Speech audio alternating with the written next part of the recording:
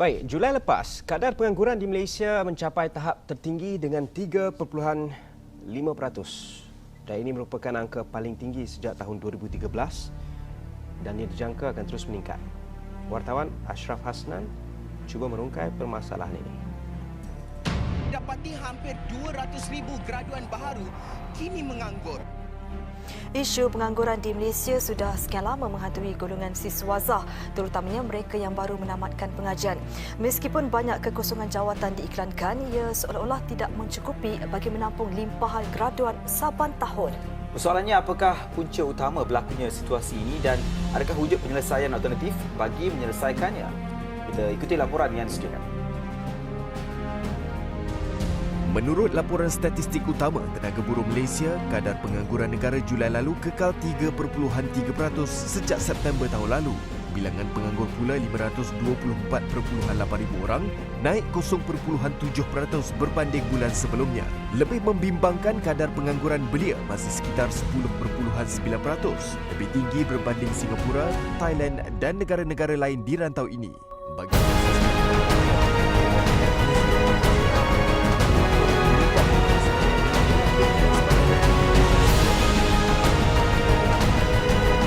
A recent report showed that 200,000 Malaysian graduates are jobless. So, let's get started with the chronology. So, what basically happened in 2018 that causes this problem to rise again and continues on 2019? So, basically, in 2018, there had been a general election, and as a result, coalition Pakatan Harapan wins the vote and conservatively took power over the country's administration. So, what happened here is that what made the voters pick for them is that because they campaigned hard on providing youth-free policies to overcome the youth unemployment issue. But what happened? One of their biggest propaganda is that they're trying to amend certain acts like the Company and College Act. But because to certain factors, they are encouraging these youth to involve in politics instead of in the industry. So apparently this disillusionment turns real. So and eventually everybody is dissatisfied. Graduate daripada universiti pun terpaksa jual nasi lemak kerana mereka tak ada peluang kerja, dan ini menunjuk kegagalan kerajaan mentadbir negara kita ini supaya orang yang terlatih dengan ilmu yang tinggi dapat pekerjaan yang memberi pendapatan yang sama dengan tahap kebolehan mereka. So we just have finished looking at the chronology. So from here we can differentiate and identify three distinct unemployment groups that can be found in the youth. The first one, the graduate youth. So the graduate youth is basically people who have obtained qualifications such as diploma and degree but have not get a job. According to Ministry of Education, it states that 53,000 out of 173,000 graduates is unemployed after searching a job for 6 months. They became jobless. Number two is basically rural youth. So rural youth is those who principally believe they remain to stay with their parents, and does not work. Number three, urban youth. So urban youth is like the opposite of graduate youth. They do not have qualification whatsoever, but they intend to involve in such sectors such as manufacturing, retail, and other service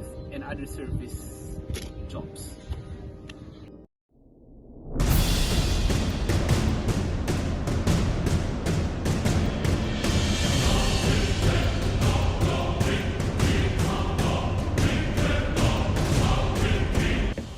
The problem of unemployment is on the rise and can have many adverse effects on society and the country.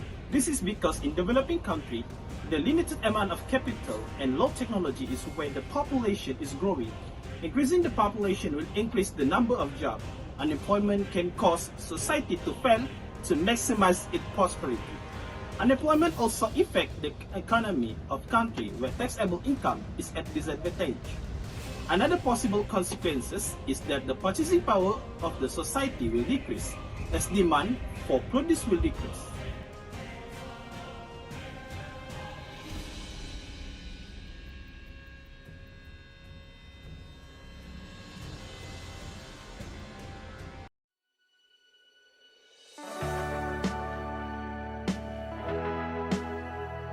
Okay, now let's discuss about the method to control unemployment.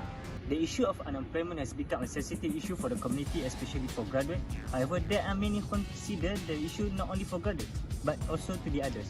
There are three methods to control unemployment. First, by fiscal policy, monetary policy, and education and training. First, for fiscal policy. Fiscal policy can decrease unemployment by helping to increase aggregate demand and the rate of economic growth. The government will need to pursue expansionary fiscal policy. This involves by cutting tax and increase government spending. Lower tax increase disposable income. Example, value-added tax being cut at 50% in 2008, and therefore help to increase consumption, leading to higher aggregate demand. With an increase in aggregate demand, there will be an increase in real GDP, gross domestic product, as long as there is spare capacity in the economy. If firms produce more, there will be an increase in demand for workers and therefore lower demand deficient unemployment. Also, with higher aggregate demand and strong economic growth, fewer firms will go bankrupt, meaning fewer job losses. And now, we're going to talk about monetary policy. Monetary policy will involve cutting interest rate.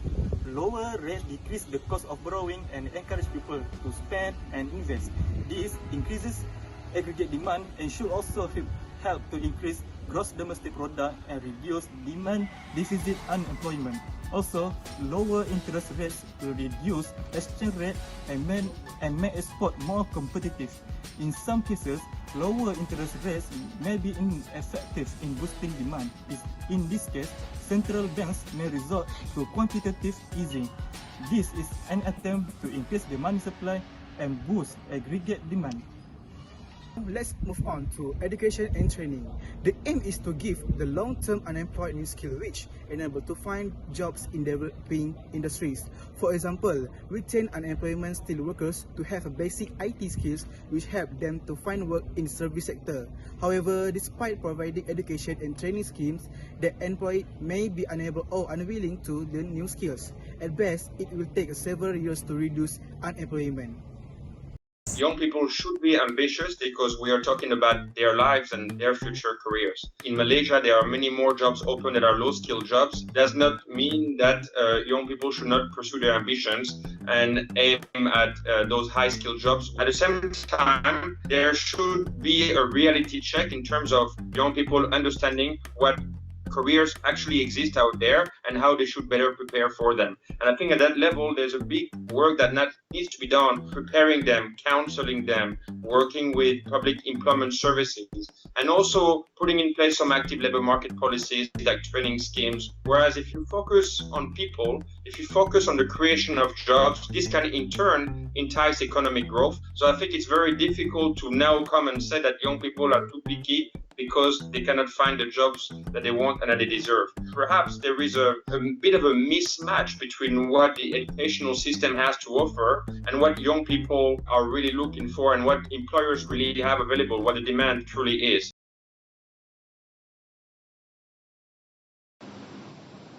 Now, I will share about the unemployment in Malaysia for the year 2015. In 2015, the unemployment rate is at 3.1%. This rate is slightly higher compared to previous year 2014, which is at 3.0%. One of the main reasons that makes this rate increase is because of the global crude oil price decrease. Oil companies and government that rely on the price of crude oil for the profit and revenue have been damaged from the lower crude oil price. Why? For countries that rely on commodities of crude oil, the impact much worse. The currency of the countries that rely on the commodities of crude oil have experienced biggest depression against US dollar because of the weaker crude oil price. Meanwhile, for the other countries that import crude oil, the effect is not much great. Many oil majors have announced to carrying retrenchment in order to manage costs that are increasing in the industry at the time. For Malaysia, the impact is real. Between January to July of 2015, Malaysia labour market had laid off 6,547 people, not inclusive the voluntary separation scheme for Malaysia Airlines and banks. But 30% of the number, or nearly 2,000 people who lost their job, were from the oil and gas sector. Unlike for Petronas, instead of retrenching employees at the moment, the company decided to cut bonus in order to keep its permanent staff. According to the Star, Malaysia unemployment rate was steady at 3.4% for the third consecutive month in February 2016, but remained the highest since November 2013. Seasonally adjusted rate was also stable at 3.2% since January 2016. Maybe IB Research expect unemployment rate to average 3.5 in 2016 from 3.2% last year. Total labor force increased at a slower pace, 1% per year on year to 14.7 million, while unemployment growth moderated slightly to 0.7 year on year to 14.2 million. The rise of the number of unemployment decelerated to 9.7 per year on year to 506,000 in February compared to 11.4% year on year in January. Unemployment rate in Malaysia 2017 is 3.4%. Youth unemployment, which includes unemployed individuals aged 15 to 24, a typical age range that covers those who have just finished high school or graduated from college and looking for jobs, remains high. In fact, global youth unemployment is higher than global unemployment. It's around 13.2% in 2017 and estimated to stay around the same level in 2018. Looking at Malaysia, although headline unemployment rate is around 3.4% in 2017, the youth unemployment rate is over 3 times higher at around 10.8% in 2017. Malaysia's unemployment rate remained unchanged at 3.3% in November 2018, on track for the third straight month according to Statistics Department. Its chief statistician Datuk Seri Dr. Muhammad Uzair Mahidin said on Tuesday the number of unemployed person was 560,200, which was an increase of 2.2% from a year ago. He said the labour force participation rate in November 2018 fell 0.1 percentage point to 68.4% from October, but increased by 0.5 of a percentage point from a year ago, which was at 67.9%. The number of labour force in this month rose 2.5% against November 2017 to 15.46 million persons. During the same period, employed persons also increased 2.5% to 14.94 million persons, Uzi said in the statement on the labour force, employment and employment. A total of 31.6% of the working age population aged 15 to 64 was outside the labour force, which comprised of housewives, students, retirees, and those who were not interested in working. As per overview of 2019's economy, economists had feared declining gross domestic product readings at its lowest 4.3%, as price input continues to increase through several measures introduced. As the new employment insurance system and employee undertaking begins its new implementation, Malaysia faced tense retrenchment of workers, expected at around 30,000 workers lost during the first quarter of the year. This is said to be an underlying aftermath of constant price fluctuation and increase of labour cost. Meanwhile, private sectors continues to be the top contributors towards Malaysia's economic state, as a growth of 4.3% to 4.7%, rather an astounding development despite tension from government-linked companies, which might stifle competition. Government are urged to consider making changes to overcome structural mismatch happening in Malaysia as to adapt with the new market activities.